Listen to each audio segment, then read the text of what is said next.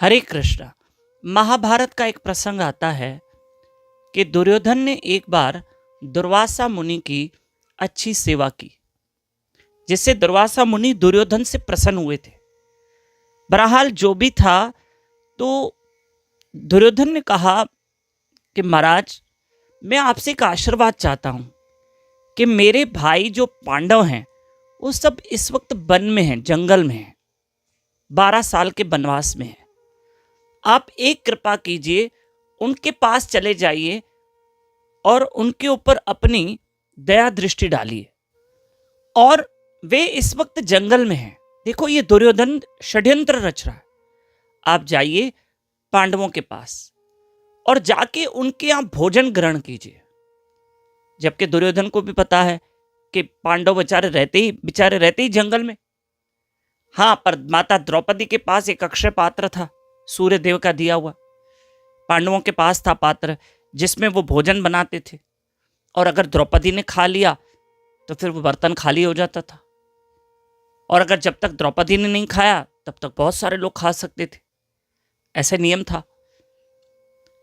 तब दुर्योधन ने कहा, महाराज, दुर्वासा मुनि से कहा कि आप पांडवों के शिविर में या पांडवों के कुटिया में, जंगल में जाना, पर उस वक्त जाना जब द्रौपदी खा चुकी हो।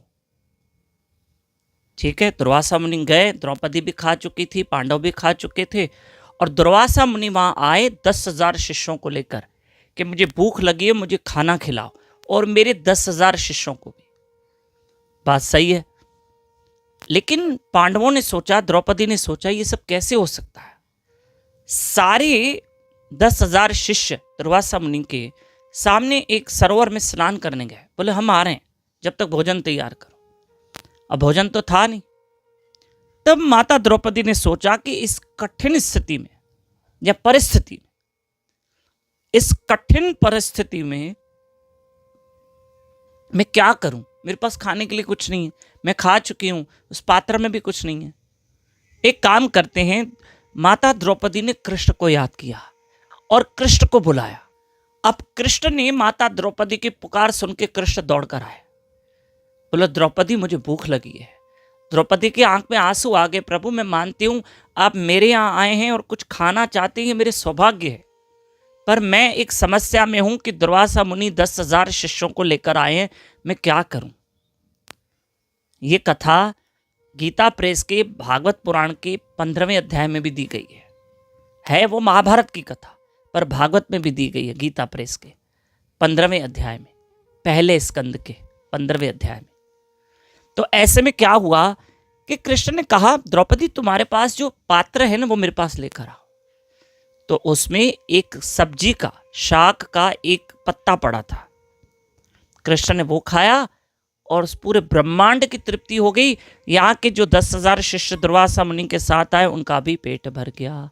यूं भगवान ने ऐसी लीला रची कि भगवान ने सबका पेट भर दिया, सारे ऋषि मुनि चले गए।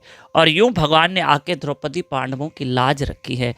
मेरी माताओं, मेरे भाइयों, श्री कृष्ण के चरणों को पकड़ के रखो, वही हमारी लाज रखेगा। आपको एक सेवा दे रहा हूं छोटी सी, ये कथा आगे फॉरवर्ड करना। एक कृष्ण ने वो पत्ता खाया सब्जी का, सबका पेट भर गया। ऐसे आपके घर में भी जब कृष्ण को भोग लगता है, जब ठाकुर जी को भोग लगता है, तब सबका पेट भरता है। ये देखो, जैसे जड़ में पानी देते तो सारे वृक्ष को मिलता है, ऐसे जब आप कृष्ण को भोग घर में लगाते हो तो आपके पितरों को भी मिलता है, आपके पितरों की भी तृप्ति हो जाती है, आपके पितर आपसे तृप्त हो जाते हैं, सब यहां तक कि देवी देवता भी तृप्त हो जाते हैं। आप श्री कृष्ण को घर में भोग लगाओ, ठाकुर जी को भोग लगाओ। ठीक है, धन्यवाद। हरे कृष्ण। ये कथा जरूर आगे फॉरवर्ड कीजिए और नए भक्त हमारे साथ जुड़ सकते हैं 7066728666। इस नंबर पे व्हाट्सएप पे अपना और अपने शहर का नाम जरूर लिख के भेजें और घर बैठे छोटी सी प्यारी ठाकुर जी की लीलाएं सुनते रहें। हरे कृष्ण।